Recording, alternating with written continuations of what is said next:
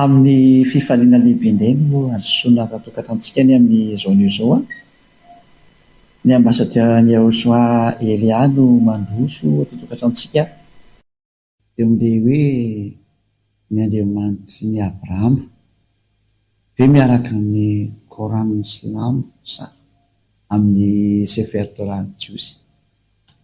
Izay no jerevantsika hatretsika ho any amin'ny lanitra zany, ho any amin'ilay Andriamanitra ny Abrahama ilay namorona an'izao tontolo izao.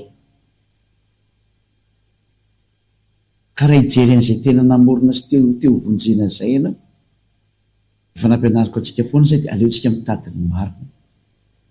Mihaino ny marina dia tsy misy mamita tena intsony. Be loatra izay fitakefana andia izay aleo miverina amin'ny marina amin'izay jenolojia ary fampianarana lalana fahatelo no fampianarana iarahantsika indray ny amin'izao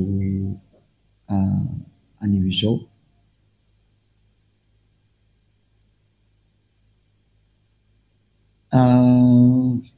Avy hatranintsika dia hijery ary hoe aiza marina no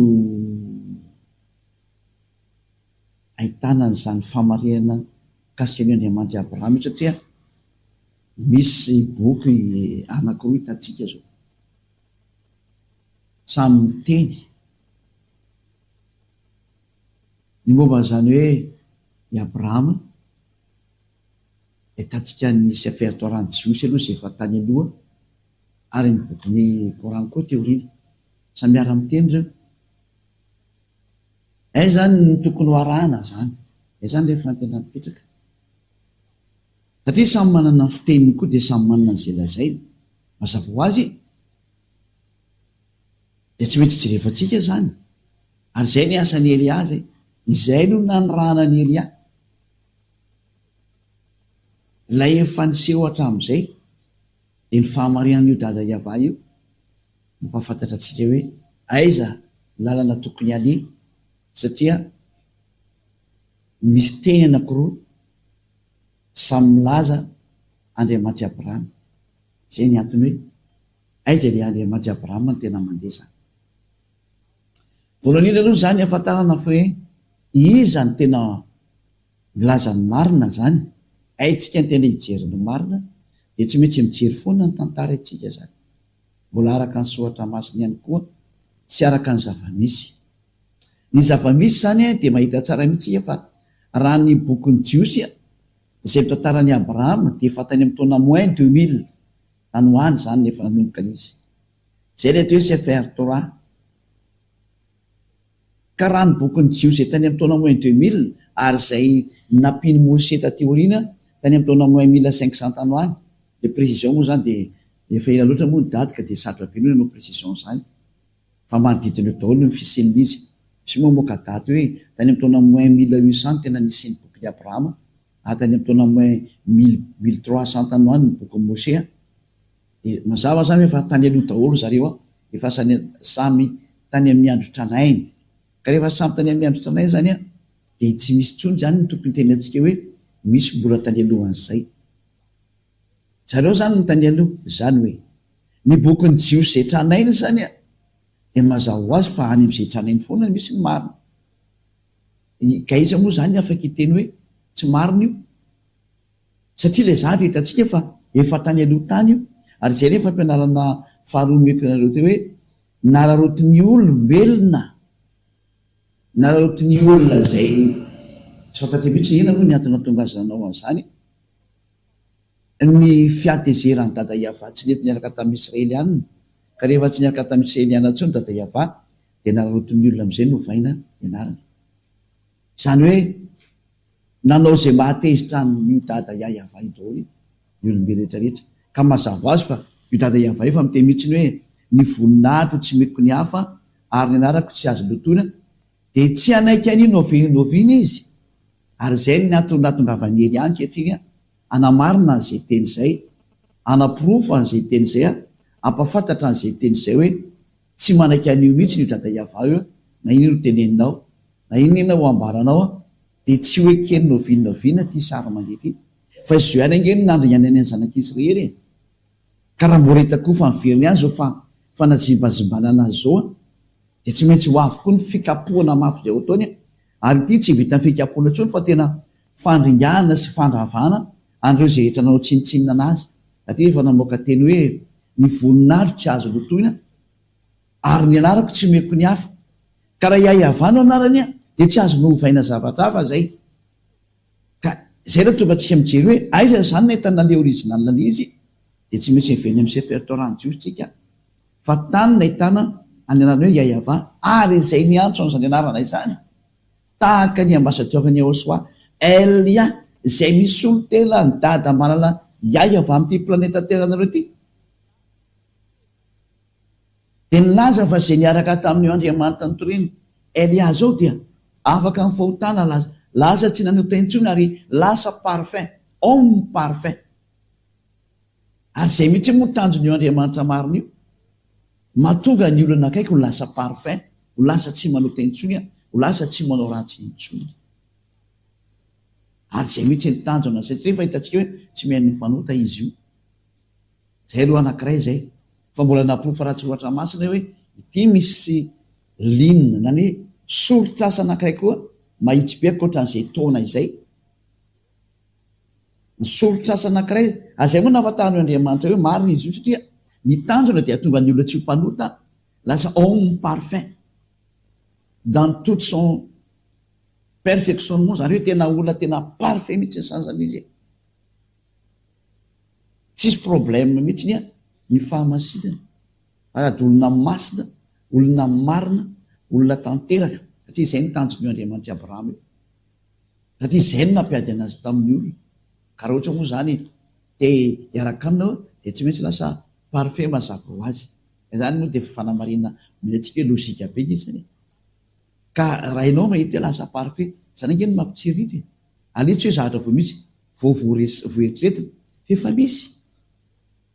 efa misy eto amin'ity planeta terranareo ity zany atao hoe olona tsy manota intsony zany ary zao Elia hitanareo zao narana voalohany amin'izany ary zay olona niaraka tamin'ny Elia rehetra dia tena afaka tamin'ny fahotana tsy nanota intsony mahita an'izany ny vahoaka maneran-tany zao zatratsika lalao le izy zany na hoe sankisanky fa tena fampisehoana ny fitiavana lehibe any dada malala iayavana mazava zay teny izay ary mazava izay sary izay inona no tiana pitaina sy tiana resahana amin'izay aloha fa tsy maintsy jerevantsika kely ny sary ary empahafantarina antsika foana ny tokony atao zany raha jerevantsika indray ny bokyny silamo zany natao hoe Korana dia izy taty amin'ny taona plus 600 taty arina elabe taty vao nisy ka mazava ho azy zany fa raha taty amin'ny taona plus 600 taty vao nisy araiky be izy dikan'izany ka raha ohatra n'izany misy zahatra voalaza ao kasika an'io Andriamanitra Abrahama io dia mazava ho azy fa na izana ianao dia ary hitentsika hoe ny original foana indrindra moa ny zahatra vitan'io Andriamanitra Abrahama io dia natonga olona parfait tsy manota intsony ary izay miaraka aminy araka ny tenin'io Andriamanitra Abrahama io izay nandefa ny mpamina ny farany araka ny tenin'ny dada Iavana efa hoe mpamina ny Israeliana no ianonareo mpamina ny Israeliana no ianonareo ozy io dada mbara Iavana io araka ny bokyny Deutéronomie 18:15 Deutéronomie 18:15 dia zao ny voalaza ao hoe mpamina ny Israeliana no ianonareo resatsika dolo toy zay vao tena maki tsara ny hoe aiza nakaiza marina ny tena famarinana zany dia vakentsika ny Deutéronomie 18:15 ao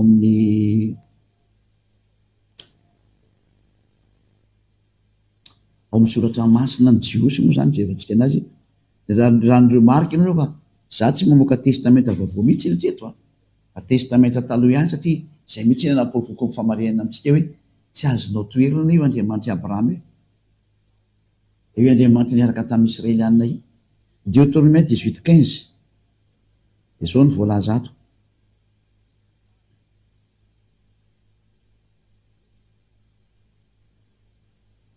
18 Deutéronomie 18:15 mpamina ny avy eo aminao dia avy amin'ny rahalahinao tahaka ahy no atsangany avy Andriamanitra ho anao, izy menonareo. Io zany le hoe ny tenin'ny dada Iava ao anatin'le CFR Torano Jiosy zay tany amin'ny taona moins 2000 sy moins 1500 tany ho any, dia nilaza mihitsy hoe mpaminany avy eo aminao dia avy amin'ny rahalanao tahaka ahy no atsangany Iava. Iza zany le hoe rahalahinao tahaka ahy? Dia mazava be satria lalàna ny Jiosy monko ity, koa lalàna ny Jiosy dia natokana ho an'ny zanak'Israely, ka raha ny teny soatra masina hoe dia avy amin'ny rahalanao tahaka ahy zany dia reto Jiosy reto na reto Israeliana reto no niresana amin'izany. Satria izao no voalazan'ny tenin'Andriamanitra any amin'ny bokin'ny Exodus 19 hoe Exodus 19 hoe ambarao amin'ny zanak'Israely ity didy sy lalàna ity. Zany hoe lay teny eo amin'ny bokin'ny Deutéronome 18:15 zany dia ambara ho amin'ny zanak'Israely, ka ilay rahalanao resana zany dia zareo Israelianina no resana amin'izany, satria ry zareo no tany anefitra tamin'io fotoana io, dia izy samy misy tany anefitra zany no ifampitondra, ka ny mitondra an' zareo zany dia reto mpaminany Israelianina reto ihany. Zany hoe samy sampirala ihany no fidian'Andriamanitra ho lasa mpaminany ny ray amin'ny zareo na mety ny roa amin'ny zareo tsy fantatra, dia reny no mitarika anazy. Izay ny lalàna. Exodus 19 3 ka hatramin'ny 5. Exodus 19 3 ka hatramin'ny 5. Ary Mose niakatra ao amin'Andriamanitra dia niantso azy Iava tao tendrombohitra ka nanao hoe izao no lazainao amin'ny tanàna Jakoba sy ambaranao amin'ny zanak'Israely: ianareo efa nahita izay nataoko tamin'ny Egyptianina sy izay nitondrako anareo tamin'ny ilatry ny voromahery ary nampakanesako anareo aty amiko dia 15. Ho ankehitriny raha iain'ny feoko tokoa ianareo ka hitandrina ny fanekeko dia ho rakitra soa mihoatra noho ny firenena rehetra ianareo fa ahy ny tany rehetrarehetra. Mazava be zany eto ny teny fa nambara tamin'ny zanak'Israely le izy, zany hoe ilay rahalahy tenina tary amin'ny Deutéronome 18:15 zany zay didiny Iava, satria didiny Iava io dia natokana ho an'ny zanak'Israely, ka ilay rahalahy resana zany dia rahalahy Israelianina. Zany hoe ny olona voateny eo amin'ny Deutéronome 18:15 zany satria io didy ho an'ny zanak'Israely dia Israelianina no mitandrina io, fa tsy misy mahazo hiditra eo ny hafa firenena, tsy mahazo atao ny hafa firenena mihitsy miteny hoe za io tenenina io na iry io tenenina io, tsy mahazo manao an'izany ianao satria mazava be hoe natokana ho an'ny zanak'Israely ny didy folo sy lalàna Mose. Mazava be mihitsy io, tsy azonao toerina. Noho izany ilay mpaminany enona zany hoy dada Iava dia tsy maintsy mpaminany Israelianina, lalàna sy didiny io Iava io zany. Zany hoe rehefa tsy Israelianina zany dia efa tsy mety, hatrany exclu mihitsy ianao. Mazava be io teny io. Zay tonga nanteny taminareo hoe nararotina ny atezeran'ny dada Iava tamin'ny Israelianina, ka rehefa nisaraka tamin'ny Israelianina dada Iava nararotina amin'izay novaina io anarana io, nahodikodina amin'izay io teny rehetrarehetra io, dia nampalelo be dia be ny olona tratra n'izany sasany. Tenenako hoe tena ampy izay ho avy ny fandringanana anareo. Izay no mahatonga ny Elia tonga manavitra faraparana, fa zatra tsy tana ntsony, tsy sinazo atao ntsony, manavitra faraparana zao ny atao. Ka dia mbola misy ny fotoana ary olombelona izay mandria fitiavana ho aty. Izay ny antony mamerina ny sainareo hoe mba miverena amin'izay fa ampy izay. Ary tsy mety ntsony dada Iava, tsisy fandeferana intsony, fa na nareo manaraka ny Elia dia tsara indrindra zay. Rehefa tsy naraka moa zanareo dia andraso ny vokany ahy. Fa tahaka izo ihany nanjo ny zanak'Israely, nanovanovany eo anaran'io, niantso Andriamanitra tsy izy ary natonga an'io Iava io nisafoaka mihitsy, ary dia zava-doza ny hafarany tamin'ireo Israelianareo, ary tsisy nafantatra azy ntsony dia niforona amin'izay io anarana be dehibe io. Izay no mahatonga ny Elia mampianatra hoe fitiavana ity, famerenana anareo hitodika amin'ilay tena izy ilay naharenareo Iava no anarany. Ary ny tanjona dia ho lasa tsy mpanota intsony nao fa tena olona parfait. Dia ny mpaminany farany aza, satria tsy resaka mpaminany, dia ny mpaminany farany dia ilay nantsoina tamin'ny arany hoe Yahoshua. Io no mpaminany Israelianina farany, ary io mpaminany Israelianina farany io no namoaka ny didy hoe lehilahy ray manambady vehivavy ray, ary vehivavy ray manambady lehilahy anankiray. Ka raha vao mihoatra an'izay zany ny vadinao dia efa tsy mety. Nanohitra ny teny Andriamanitra Abrahama sady ianao. Dia izay ny tenin'ny mpaminany Israelianina farany. Resantsika daholo zany fa alefako tsikerikely aloha ny teny. Dia todika amin'izay antsika any amin'ilay hoe aiza ary ny tena ankoatra n'ity teny ity hoe ina moa? Mazava moa zany jefa noho ny amin'ity teny ity hoe mpaminany Israelianina. Dia raha vao tsy Israelianina zany ilay mpaminany efa tsy mety mihitsy izy. Dikainy eo bokin'ny Mose io. Ka na iza n'iza minao Mose ary manaiky fa Andriamanitra Abrahama, dia ny Andriamanitra Abrahama ihany ake ny Andriamanitra Mose. Ka raha niara-ny antso izy mianaka hoe Yahva, dia tsy azonao toerina zay. Tsy azonao toerina mihitsy zay. Indrindra fa afaka amin'ny fahotana izay niaraka tamin'Andriamanitra eo ary lasa homme parfait. Dia ina moa zany ny anoeranao. Efa misy ny olona efa parfait amin'ity planeta Terre ity, ka inona moa zany ny anoeranao an'izany? Ianao nge zao no mamperitreritra raha ho toerinao zany hatsarana zany. Ary raha mitena mitady ny zavatra tsara ianao, zany ny tsara indrindra. Mieritreretra anao zany. Za moa mamerina ny saina foana hoe matotonga zany Elia zany, dia tady dio tantaran'ny Elia. Ary koa raha maseako mikariko an'izay tantaran'ny Elia zay hoe mpanao inona zany Elia zany? Dia mazamia mikariko any. Fa zany natao hoe mpamerina ny olona hitodika any amin'ny dada Yahva. Zay ny asa. Dia zao ataoko zao. Ny asako tany aloha any ny averiko amin'izao. Fa maro mpitiavana. Ary izao tontolo izao mihitsy miara-verina ankehitriny. Izao tontolo izao miara-verina hitodika any amin'izany dadamara Yahva zany, isan'izany ianao. Zay. Fa Andriamanitra io tsy mihaino ny mpanota, ary rehefa mpanota ianao efa tsipiny eny amin'ny ela ianao zay. Rehefa mpangaty ianao na mpisoloky, na mpiteny ratsy, mpiteny vetaveta, mpigaka toka sy mpifoka sy gara sy maro samihafa, efa any amin'ny ela ianao ny hafarana. Dia zava-misy tsy mety miaraka amin'ny mpanota io Andriamanitra Abrahama io. Zany anie ka tsisy. Na hiteny iny ianao na hiteny iny dia tsy misy mihitsy zany. Tsy miexiste zany, ary izy tsy azonao forsena. Hoe forsena tsy maintsy miaraka aminao? Non, tsy azo forsena izy. Ianao ny forsena miaraka aminy dia manarany izay ny tenenina. Aitsika izao mahita hoe nitrana indrindra dia ny bokin'ny Jiosy, ary tsy afaka tsy manota intsony izay miaraka aminy, hita daholo ilay condition. Mazava zany fa ny anarana marina dia Yahva, satria izay no afaka amin'ny fahotana. Izay koa ny ela indrindra, izay ny voalaza soatra masina ny Jiosy, ny Sefer Torah, ny résultat hita tsy manota intsony, lasa parfait. Ina moa zany edivanao amin'izany? Iny ela izy. Tsy azo atao mihitsy ny miady amin'izany.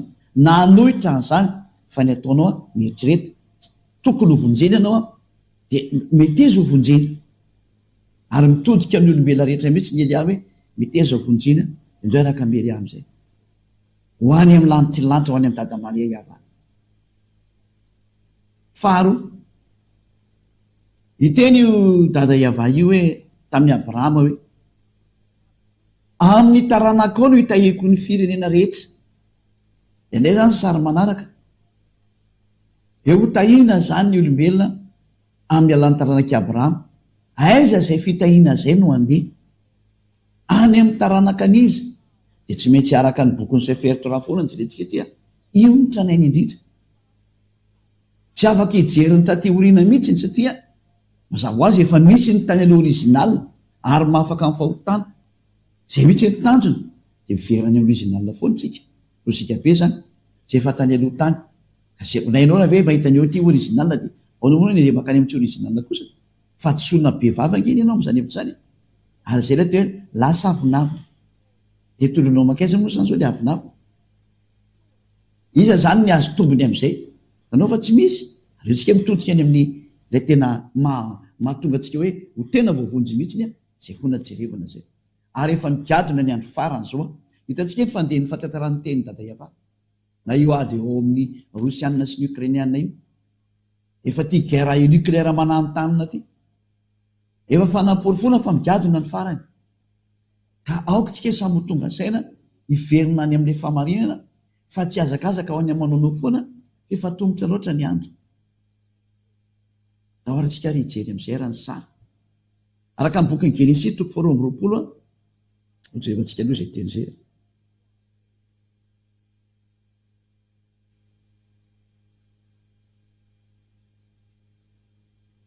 Genesis jerevantsika kely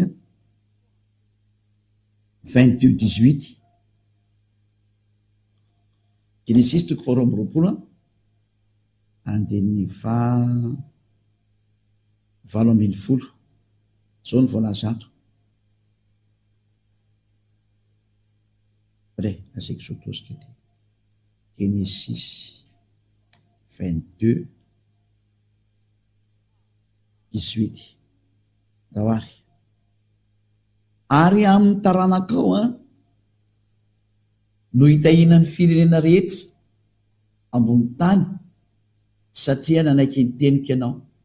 Misy zany ny fitahina ho an'ny firenena rehetra eto ambony tany any amin'ny taranaky Abrahama no misy izay zavatra izay ao amin'ny taranaky Abrahama. Nakaiza ty fitahina ho an'ny firenena rehetra ty dikan'izay dia mazava ho azy fefa nisy koa ny teny efa ny fanaovan'Andriamanitra hoe ity taranaky Abrahama ty kosa nefa dia ho andevozina eo amin'ny 700 taona eo zany maherikelina eo zany izy ho andevozina 700 taona ny zanak'Israely any amin'ny tany zay tonga azy andevo.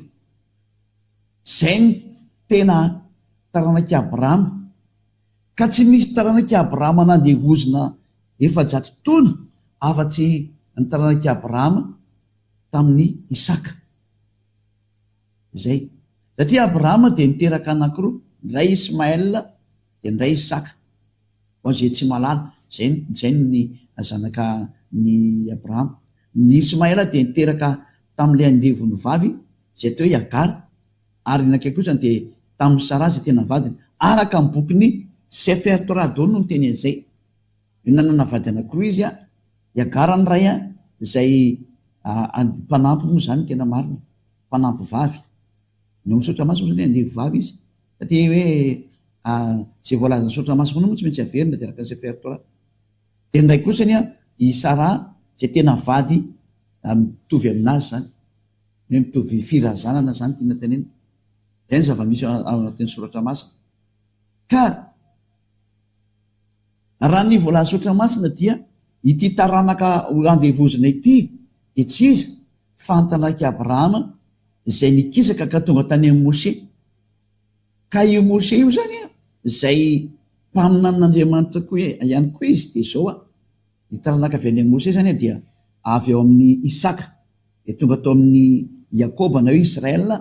Dia Israel na Yakoba no niteraka 12 dia tao anatin'izay ny taranaka Levy, ary ny taranaka Levy no nivoan'ny i Mose sy Arona taty aoriana. Ary zay taranaky Mose zay no lasa manino moa, lasa nitondra ny zanak'Israely lay nivoaka avy Egypte satria nandevozina 700 taona eo tokoa ny zanak'Israely. Ao jerevantsika ny soratra masina ao amin'ny boky Jeremiah hoe nakaiza ilay hoe fitahina ho an'ny firenena rehetra. Dia vakitsika ny Genesis firy moa zany 5:20 no vakitsika zany. Dia vakitsika mihitsy nareo amin'ny anokany ny voalohany zany. Dia eto nitatsika hoe ho andevozina ny zanak'Israely, ho andevozina izy. Rehefa afaka manokany diny voalohany rehefa afaka izany dia tonga tamin'ny Abrahama ny tenin'ny Ava ka nanao hoe aza matahotra ry Abrahama fa izao no ampianganao sy valim-pite lehibe indrindra manao. Hoe aza matahotra fa tena zany tena za zany ny valim-pitenao zay. Dia vakitsika aiza re zany 7 ary hoe Iava taminy izao no Iava izay nitondranao nivoaka avy tany amin'ny orany Kaldiana mba homeko anao ty tany ity holovanao. Ka io tany io tamin'izay ny tany Israel amin'izao tsika miteny zao taona izy zany. Ary hoe izy Iava tompo ahoana moa nafantarako fandovany ty aho. Dia misy zatra natao moa zany teo fa tsy dia tiantsika fa nanava fotoana. Dia ao amin'ny 19:10 Ary ho Iavah tamin'ny Abrahama, aoko ho fantatrao marina fa ho vahiny any amin'ny tany zay tsy azy ny taranakao ary hanompo ny olona any izy ka ampahoriana 700 taona. Zay. Fa izany fihena zany kosa zay ho tompony dia ho tsaraiko, ary rehefa afaka izany dia voaka izy ka mitondra rem-behivava. Zay. Etra ny teny dia hoe, ozy dada Iavah mantsy ny Abrahama hoe, ho vahiny any amin'ny tany zay tsy azy ny taranakao ary hanompo ny olona any. Zany hoe lasa andevo zany ry zareo koa. Ka io le taranak'Israely io zay andevo tany Egypta nandritry ny 700 taona teo zany, araka an'io teny io. Dia aiza ary io tany io? Dia mbola nomena zany io tany hoe, io tany io dia tsy aiza fa io Israel androantsika amin'ny teny zao eo amin'ny 9:20. Ary io le mampiady ny arabo-palestinianina sy ny israelianina, ary mahatonga ny sary mampiady foana ny any amin'ny fahatsomo ihany ireo mandrak'izao. Vaketsika Genesis 15:18, 15:18 dia 19 ary ny 20 hatramin'ny 21. Tamin'izany andro izany Iavah nanao fanakina tamin'ny Abrahama ka hanao hoe, ny taranakao rehefa nomeko an'ity tany ity, hatrany amin'ny ony Egypta ka hatrany amin'ny ony lehibe, dia ny Eufrate, dia ny Kenita sy ny Kenezita sy ny Kadmonita, ary ny Tita sy ny Perezita sy ny Lefita, ary ny Amorita, ary ny Kananita sy ny Girgasita, dia ny Jebosita ihany koa zany. Io zany ny ten'Andriamanitra dia milaza hoe, ny taranakao nomeko an'ity tany ity. Mazava zany fa ny taranaka andovan'ny tany menan'ny Abrahama zany dia zay ho tonga ao, ary ho andevojina mandritry ny 700 taona izy. Dia tsy iza tokoa nefa no natateraka an'izany teny izany fa zavadinidra fa i Mose sy ny Israelianina. Fa i Mose no nitondra an'zareo nivoaka tao Egypta araka ny tantara ao amin'ny Sefer Torany Jiosy. Zany hoe tanteraka zany ny tenin'ny dada Iavah fa ny tompon'ny tany Kanana dia ny taranak'i Abrahama tary amin'ny Israel. Zay ny voandro Mose, ary ny Israelianina mizoatsika amin'ny teny soa no mipetraka ao Israel, ary izy ny tompon'ny tany, saingy mbola hidivana foana moa le tany manaraka androany, mba tanteraka ny teny hoe ho ataoko vato mavesatra ho an'izao tontolo zao io Israel io, dia ny firena rehetra manodidina azy. Tanteraka atao rehetra ny amin'ny tenin'ny mpamina ny Israelianina. Ny tena misavoritaka zao tontolo zao ny historan'ny Israel io satria tsy mety milamina mihitsy ny arabo sy ny Israelianina miady manaraka androany. Hatra tsy voa androany hoe fa hatramy ela be mbola tenin'ny dada Iavah daholo mahatonga an'izany. Zareo tsisy afaka miala amin'io dada Iavah io zany mihitsy ny teny daholo io tanteraka io. Ary eo anatin'ny Sefer Torany Jiosy le tanteraka anio. Eo ataoko vato mavesatra ho anareo. Ro jerevantsika ary ny bokin'ny Zakaria. Zakaria 12 mpaminy any Israelianina zany. Eo ataoko vato mavesatra ho an'ny firenena manodidina mihitsy io Israel io, ary ataoko maratra dia maratra izay mivesatra anazy. Rehefa antsika zay io entre parenthèse kely ao amin'ny bokin'ny iza moa Zakaria 12 noko andiny voalohany. Beketsika teny faminaniana avy tamin'ny Iavah amin'ny Israely, hoy Iavah zay mamelatra ny lanitra sy amin'ny fandrenany tary, mamorona ny fanahiny olona ao anatiny. Izy io mihitsy zany mamorona ny fananao hipetraka ao anatinao ao. Indro izao anao an'i Jerosalema ho kapoaka mampiraikiraiky ho an'ny firenena manodidina. Kapoaka zany zany tena hoe zavatra kapoaka zany moa tsy miteny frantsay hoe coupe, misy zava-doza ao anatiny eo. Mampiraikiraiky zany hoe tahaka ny olona mamy mihitsy ny tratrany dika zay, miraikiraiky mihitsy. Ary Joda koa dia hiaran'izany anaovana fahirano azy, dia farana any Jerosalema zany, tany hoe voa daholo ny Israelianina rehetra hatrany amin'ny Joda zany. 17. Ary amin'izany andro zany dia Jerosalema ho ataoko vato mavesatra ho an'ny firenena rehetra, ka ratra dia ratra izay mivesatra azy, ary ho tafangony amely azy ny firenena rehetra amin'ny tany. Zava-doza ty ho an'ny Israelianina.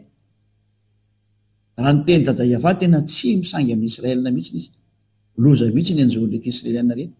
Zay no natongavany Elia hamerina ny fisainany hoe mba amin'ny firenena ry Israelianina. satria izy efa tsy mahafantatra ny io Andriamanitra ny itsony. Zao raha moa ny anaran'ny Andriamanitra no vavain'ny olona dia tsy taitra izy. Tsy maintsy voateny maniraka iraka i dada Iava izay avy any amin'ny lanitra ny lanitra hiteny aminareo hoe miverena anareo ry olombelona rehetra, saingy efa nataon'ny olombelona rehetra amin'izay moa niverena fa tsy ny Israely rery intsony zany. Ianao izay mahita io anatin'izany hoe verena ianao. Dia hitantsika amin'izay zao ny problème ny Israeliana amin'izao tsika miteny zao io. Sy ny fiherena manodidina ny Israel lasa miteraka problème manderana ny Moyen-Orient ny sary. Tena lasa olana mihitsy zao io Israel io, lasa vato manahirana, lasa miteraka problème amin'izao tontolo zao izay mbola resantsika moa aoriana fa aleo nde ny fampianarana mikasika any amin'ity sary ity fa ny tiako apetraka amintsika hoe tsy misy afaka miala amin'io Andriamanitra Abraham io satria miatra foana ny teniny. Ary ny anarana zao ampianarako antsika zao hoe Iavah no anarana. Zay ny anarana mara. Ary zay dia mahafaka amin'ny fahotana. Mazava ho azy zay. Dia ndao reo jevantsika le teny hoe i Mosè nanao an'io zavatra io. I Mosè no nitondra azy ireo ny ala avy tany Egypta araka ny soratra masina zany. Zay ho jerevantsika io tiany koa. Lao raha vakitsika daholo ny teny hoe i Mosè no nitondra azy ireo nivoaka zany. Ka rehefa fantatsika fa i Mosè ilay nitondra azy nivoaka tokoa, ary tanteraka daholo le hoe hivoaka avy eo amin'ny toerana nandevozana anazy izy dia mazava be fa le efa-jato taona zany, dia mazava be fa ny zanak'Israely ity resana ity. Ka le zanak'Israely zany rehefa nresana dia miaraka amin'ny zanak'Israely zany io Andriamanitra hoe ny taranakao no hitahiko an'ity izao tontolo izao ity amin'ny taranakanao. Zany hoe le fitahiana zany makany amin'ny taranaka dia izay andehanan'ity teny hoe andevo efa-jato taona izy. Ka le andevo efa-jato taona dia tsy misy afa-tsy ny Israely rery ihany, ary tsy isy tsony mandraka androany. Tsy ny Sinoa ny andevo, na ny Arabo ny andevo, na ny Amerikana ny andevo, na ny Malagasy no andevo, na ny Afrikana, na ny Japonais, fa ny Israeliana no andevo efa-jato taona. Zay ndao tsika ary hamaky an'izay teny izay ndeha araka ny soratra masina zany. Avaketsika indray aiza moa zany misy an'izay mbola karotsika kely vetivety kely zany. Exodus indray no vakitsika. Exodus toko 4 andininy 9:10 ka hatramin'ny 7:20. Exodus 4 aiza moa zany? Exodus 4 19 ka hatramin'ny 23. Hojerevantsika eto indray zany le hoe iza marina lay andevo tany Egypta ary niditra tsehatra amin'izay Mosè namoaka ny zareo araka amin'ny baiko ny Iavah. Exodus 4 19 ka hatramin'ny 23. Ary hoy Iavah tamin'ny Mosè tany Midiana, mandehana ary ianao miverina any Egypta satria izy efa tsy any Egypta amin'io fotoana io fa le izy le nitsoaka nandositra namono Egyptiana dia niala tao izy dia nitsoaka tany Midi zany, tany Mediana, le Midiana zany. Mandehanao miverina Egypta fa efa maty daholo ny olona rehetra izay mitady ny ainao satria izy le nenjen'ireo Egyptiana reo.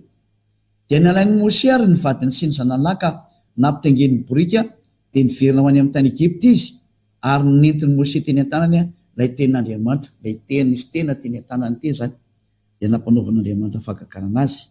Zay. Eo amin'ny andininy 20. Ary hoe Iavah tamin'ny Mosè, raha mandeha miverina ho any Egypta ary ianao, indrio ireo fahagagana rehetra ireo izay nataoko teo an-tananao dia ataovy eo anatrehan'ny Farao. Fa izao andeha namafy ny fony ka tsy andefan'ny olona mihitsiny izy. Ka lazao amin'ny Farao hoe izao ny lazain'i Iavah, zanako lahy matoa Israely. Koa efa nolazaiko taminao hoe alefa soarany zanako mba hanompo ahy, fa efa nandatsy andefa azy ianao, ko ino zao hamono ny zanako lahy matoa. Zay. Eto zany le teny dia hoe i Mosè mihitsy zany voahiraka hamoaka ny zanak'Israely hiala avy eo Egypta. Io zany izy fa zareo marina le andevo. Zareo le andevo efa-jato taona. Noho izany zany ny taranaka mitondra n'ity fitahian'Andriamanitra ity araka amin'ny boky ny Sefer Torah ny Jiosy izay original dia ny taranak'i Abrahama tary amin'ny misy an'i Mosè. ka raha vao manaiky amin'ny Mose anao dia tsy maintsy manaiky an'izany, tsy azo lavina, raha zany dia lavinao Mose. Nefa Mose sy Abrahama ny ara-ny antso Andriamanitra anankiray iahavanina tso dia tsy azonao lavina io zany, fa raha vao mandany Mose anao dia mandany Abrahama, tsisy mahasamandany Abrahama moa mazava azy. Ka jerevantsika indray ny tony mbola misy tony mantsy io teny dore jerevantsika indray izay ny tony manaraka. Araka ny bokin'ny Exodosy toko 5 andiny voalohany sy ny faharoa. Exodosy toko 5 andiny voalohany sy ny faharoa. Ao vakitsika ary. Ary rehefa afaka izany Mose sy Arona dia nakao amin'ny Farao ka niteny taminy hoe izao no lazainy avahandriamanitry ny Israely, alefaso ny oloko mba hanao any firavoravona ho ahy any anefitra. Zay zany hoe Mose zany nitondra azy ho any anefitra amin'izay. Hoy Farao hoe iza moa iavano ekeko teny andefasako ny Israely, tsy fantatra izay avà ka tsy alefako ny Israely. Zay izy zay. Dia hoy izy rahalahy taminy, Andriamanitry ny Hebreo efa nihaona taminay, kotra rantitra ianao, aoka andeha lalaka telo any anefitra izay hamono zahatra atao fanatitra ho any avahandriamanitray, fandao izy hamelany amin'ny enti-mandingana na amin'ny sabatra. Ary hoy ny mpanjakan'ny Egypta taminy, nahoana ianareo ry Mose sy Arona no mametraka ny olona amin'ny asany, manaketraka ny olona amin'ny asany, mandehana nareo any amin'ny fanomponareo mafy. Zay amin'ny tony hoe io rehefa maro ankehitriny ny olona eto amin'ity tany ity, ka ianareo mampitsahatra azy amin'ny fanompoana mafy, amin'ny fanompoana mafy. Zany hoe tsy nanaiky mihitsy zany Mose. Dia io amin'izay efa raikitra amin'izay le ady tao dia nisy amin'izay ny fifandohana fampisehoana hery fampisehoana fahefana, tena ny fandohana amin'izay mihitsy zany ny hery tao amin'ny Mose, ny fandohana tamin'ny hery tao amin'ny Farao, fa tsy nararaka ny tao amin'ny Mose novinoviny satria kio ary ny Andriamanitra nanary an'izao tontolo izao, namorona ny tany sy ny lanitra ary ny lanitra ny ambony any, ataonao ahoana ny ady amin'io? Ary zany zao Andriamanitra maniraka ny Elia zao, io Iahava io ihany, io ilay niresaka tamin'ny Abrahama io niresaka tamin'ny Mose io no maniraka ny Elia, mahatonga ny olona afaka amin'ny fahotana ary tsy manota intsony, lasa parfait zay miaraka amin'ny Elia. Satria Andriamanitra Abrahama io miaraka aminazy io ilay tsy tia fahotana, io ilay mitazona teny io, ary tena mitazona teny io tsy azo sangina Andriamanitra Abrahama io. Mazava-be zany. Zay ny antony hoe tonga ny famonjena ho antsika mahay zabiana amin'izay, fa migadona ny farany, tsy mia manavitena, avotiny tenanao. Aza manaiky nizaniza tsony fa jereo marina fa nitandrona raha vao tsy tanteraka ianao tsy mahazo maka ny lanitry io. Satria Andriamanitra Abrahama io dia Andriamanitra masina io, ary izy ny tompo-trano any. Ka rehefa masina izy ataonao ahoana izay mpanotana ho any, ka rehefa mpanotanao aza manantena maka an'izany fa zatra ny fitahany ianao. Andriamanitra masina be izy. Ka raha ianao zany iaraka aminy dia tsy maintsy miala amin'ny fahotana. Mbola tsisy nafaka tamin'ny fahotana zany nizaniza. Tsy nisy Andriamanitra nafaka fahotana tamin'ity planeta Terre ity, fa izy rery ihany no mafaka. Tonga izy ankehitriny naniraka ny mpanompony Elia, maiza miverintsika aza. Zay ny teny kasika ny amin'ny rehefa jerevantsika amin'izany le hoe tanteraka ve io teny io sa tsy tanteraka? Valiny tanteraka. Jerevantsika amin'ny Exodosy 12 indray.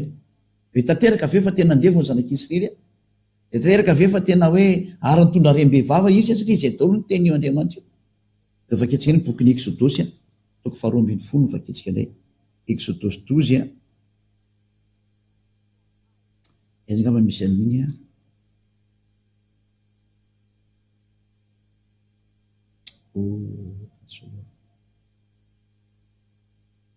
Exodosy 12 mokandin'ny fahafiry jerevantsika.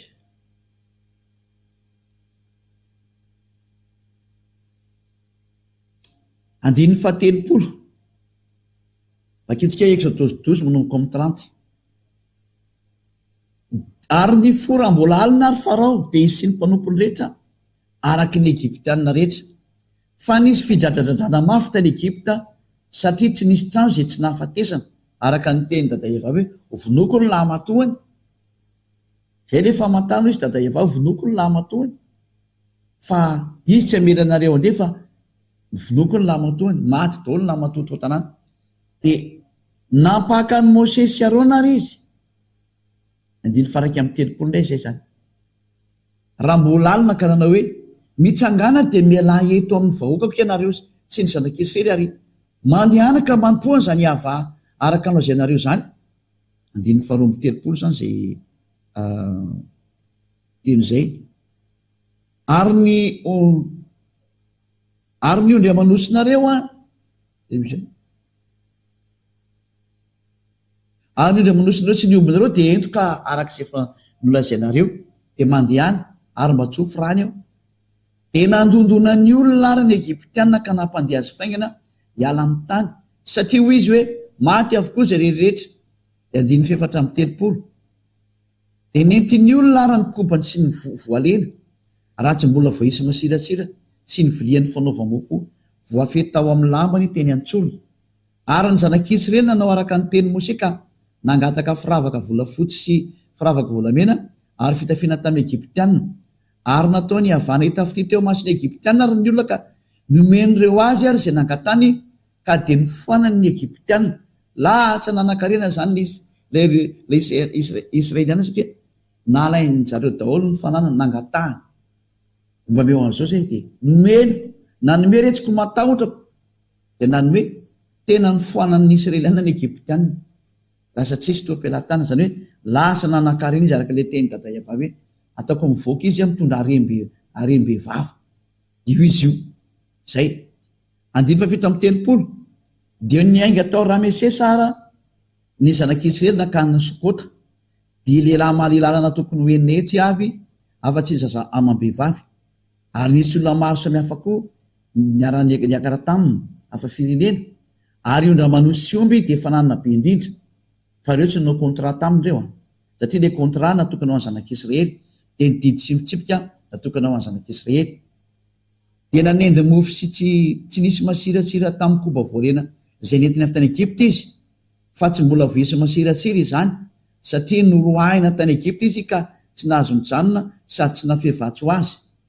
Ary ny andro nitoerany zanak'Israely tany Egypta dia 300 taona. Io le 400 taona approximativement moa le hoe 400 année date approximative fa ny date réelle zany 430 année teo ny fahateteran'ny teny dada Iava. Dia ary rehefa tapitra ny 300 taona dia tamin'izany andro zany indrindra noho ny voan'ny tokony rehetra izay any Iava tamin'ny tany Egypta. Zay mazava zany fa ny sary eto dia mipetraka mihitsy ny hoe tena ny zanak'Israely ilay andevy tany Egypta ary Mose no nitondra azy. Ary ny mpaminany nasena nitondra azy dia mpaminany Israeliana. Raha vao tsy Israeliana zany io mpaminany io dia mitsipaka ny tenin'ny dada Iava ilay manala ny fahotana ary ilay hita tao anatin'ny bokin'ny Sefer Torah Jiosy izay tranainy indrindra satria ny hita tao dia ny anarana hoe Iava ary izay miaraka aminy dia tsy manao tentsony ary parfait tahaka ny Eliazy miresaka aminareo izay ny rany io Iava io mihitsy. Raha zavy zany teninareo zao fahatsarana zao mamerina eny amin'izay araka aminy miazaka zay araka aminy amin'izay fa miverina izy io ary miverina tsy azo sangy fa miverina tena andrava sy androdana sy anapotika ny Andriamanitra tsy izy rehetrarehetra. Efa ampy izay fampitahana zay be loatra le izy be loatra ny olona efa lasany amin'ny fahaverezana mandrakizay dia any amin'ny faremy rehetra avy sy ny solofary fotoana ny famonjena zao zay ny aton'izao fanamporofona zao. Aza manaiky tsony ny zavatra fafa satria tena manome ny fanamporofona rehetra mihitsy zao hoe Elia porofona taminareo. Inona zany ny boky marina ahitana an'io Andriamanitra Abrahama io dia ny Sefer Torah Jiosy. Ankoatran'izay zany tsisy miteny zavatra tena mitombona tokoa ary tena tsy marina mihitsy satria maninona zao ny tsy mamarina anazy satria tsy hitao mihitsy ny fepetra ny teneko taminao hoe ilay taranaka nandevozina 300 taona ny Israeliana. Ny mpamina ny tenena tsy maintsy Israeliana satria izay ny teny io Iava io ary ilay taranaka andovan'ny tany Kanana dia mbola Israeliana. Hitantsika mipetraka amin'ny Israela zareo manakandroany. Mazava zany fa tena tsy azo toerina mihitsy io teny io fa ny Andriamanitra ny Abrahama izay marina zany Iava no anarany ary ny entana famarinana dia ny bokin'ny Israeliana ny marina ny Sefer Torah Jiosy ary tonga Elia merina hoe io amin'izay arahana saingy mba palelo zareo tompony ary moa tsy ndrarana azy. Iny tena zava-tozy zareo israelianina zay tompony zao famarina zao mihitsy no manitsakitsaka nio teny io iayava io, ary zay moa no nandroana ny zareo, ary mandraka anao izy dia tsy manana herintsony hitazona ny herin'io teny io, fa nilozan'Andriamanitra izy, ary zany nandrananely hamerina amin'ny olona rehetra hoe tsy maty akory nio Andriamanitra ny Abrahama iayava io, ary tsy mety maty io, ary ny teniny koa tsy mety maty, fa tonga ny fotoana ankehitriny hamerenana n'izao tontolo zao hiverina amin'io Andriamanitra Abrahama io iayava no anarany, ary zay fitanareo hitapoky temperena ny famarinana afaka mifahotana zay miaraka aminy alasa parfait. Ary isan'izany zao ny tenin'ny mpaminany farany Israelianina zay fatiditra, ny tenin'ny mpaminany Israelianina zay farandrindra hoe Yahoshua zay mbola atoroantsika ihany koa hoe lehilahy ray manambady vehivavy ray, fa efa tsy parfait anao raha vao lehilahy anankiray manambady olona telo na efatra na dimy na folo, raha vao mihoatra indray dia efa tsy mety. Voatran'izany tokoa na namboaran'io Andriamanitra ny olombelona araka mibokatra any amin'ny Genesisy na ny Beresita ny Jiosy hoe lehilahy ray ho an'ny vehivavy ray, ary vehivavy ray ho an'ny lehilahy ray, raha vao zany dia efa tsy tanteraka ianao, vous n'êtes pas parfait. Ka izany teny rehetra izany no ampitaina amintsika ny amin'ny fahamasina sy ny fahamarina. Raisina tokoa nge ny raha hoe tena manana miaraka amin'izany Andriamanitra Abrahama zany, tsy mety mampijaly io nge io e. Raintsika ohatra fotsiny any hoe na ianao manambady vehivavy be dia be io, dia ianao tsy eritreritra fa tsy alahelo ny anankiray amin'ireo, efa mitondra alahelo izy dia efa tsy mety nge zany. Zay ny tonga an'Andriamanitra hoe lehilahy ray ho an'ny vehivavy ray, ary ny fifankatiavana dia tokony hitovy. Zany io Andriamanitra Abrahama io tsy mety miangatra mihitsy io. Tsy hoe ianao ihany mieritreritra momba ny teninao fa tsy mieritreritra ny hafana. Zany ilay Andriamanitra Abrahama. Ohatra zao zany ny fitsangatsanganao, tsy menatra mihitsy ianao dia mitsangatsanga fotsiny zao, satria fitsangatsangana anie zany sary hoe tsy vadinao nefa mivadinao, zany zao fa fitsangatsangana zany. Eo zao dia maniry ohatran'ny anana zany, zava-doza amina tambo mihitsy iny. Anisan'izany zao hoe tsy mahaparfait anao daholo ny sary ohatran'izany, ianao miteny ratsy, ianao misoloky olona io, na ianao misoloky olona io nge fa ratsy, mandainga mamitaka, zany efa tsy mahaparfait anao zany. Fa ny olona miaraka amin'ny ely tsy manao an'izany tsony, tena parfait izy. Ary zay ny aton'izao fanambarana zao, ary mahatonareo avotana ne lasa olona parfait, ka iza moa ny olona tsy tia an'izany, fa izany miaraka amin'ny ely lasa parfait anao. Tsy voatoriana hoe ampianarina, efa misy angely izy, tsy hoe zatra voatoro anao fa za rehefa iainan'ny olona zany ho an'izay efa miaraka amin'ny ely rehetrarehetra. Mahafinaritra zany sary zany, ary zany ny tao-manantsika rehetra zany. Vita zany zay jereva manaraka indray hoe hotoizantsika eny ihany fa inareo foana toy hoe inona indray mbola fampianarana mikasika an'izay mbola tsy ho jerevantsika ho fanaporofona hoe miverena amin'izay amin'ilay Andriamanitra tena marina, ny Andriamanitra ny Abrahama iayavano anarany. Ary arao ny tenin'ny mpaminany Israelianina, fa raha voatra zany dia tsy ao anatin'ny linina ny marina mihitsy hoe vous n'êtes pas dans la ligne de la vérité, tsy ao mihitsy, tena hors sujet mihitsy ianao. Ka zay ny asan'ny Elia mamerina anao ao mba voavonjy daholo ny olombelona rehetra, satria efa any ny mpandringana, efa manao ny asa ny mpandringana, efa mandrava reo. Zay ny antony hamonjenaingana na rehetra rehetra io, satria tsy azonareo toerina io zavatra io, efa any izy any. Niandry ny Elia amin'ny teny fotsiny reo nefa ny azy efa atao, ka samy mieritreritra atsika fa tena fanavotana zao manavitra ny olombelona rehetra Elia mialohan'ny anam-potena anareo.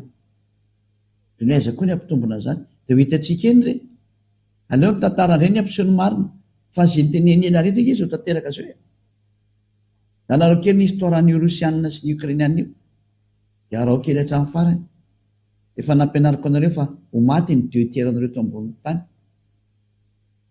Dia ho hitantsika eo ny toy ny fanambarako teto daholo zany, fa zay aloha ny amin'ny androany mazava zany teny fa rehefa tianao zany ny tena araka amin'ny Andriamanitra Abrahama ilay teny hoe Andriamanitra Abrahama ilay tena marina, dia ny anarany dia Iayava, ary any amin'ny bokin'ny Sefer Torah no ahitanao anazy, iny ny trana indrindra, ary izay miaraka aminy dia tsy tia manao ratsy intsony ary tena lasa parfait.